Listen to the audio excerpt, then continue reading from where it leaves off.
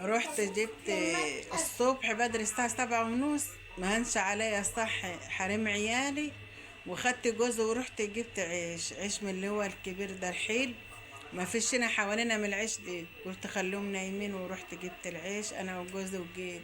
وجبت فطار فول وفلافل وجبنا بطاطس محمرة من المطعم، وجبنا حاجات فلافل جاهز. وجينا فطرنا شوية، مراتي من جايت لي انا عايزة اروح المستشفى يا ماما، تيجي معاي.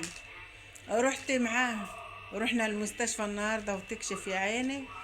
فربنا يشفاها هي واللي زيها يا رب، وما بيهونوش علي.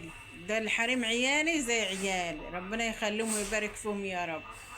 ربنا يخلي لهم عيالهم ويشفيهم يا رب. انت تمام يا مريم؟ هديت شويه؟ ربنا يديك، ها؟ ربنا يديك الستر يا من مريم واحنا جايين هديت شويه؟ احنا جايين. هديتي كده شويه لله.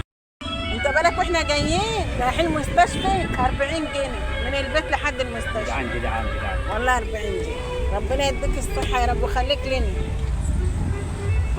ما انت ما غبت 10 دقايق لما اتصلت بيه. لا ما غيرتش. ربنا يبارك.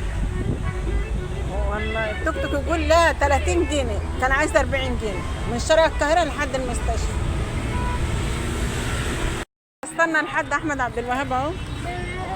عايز ايه يا محمد؟ انت عايز ايه؟ ها؟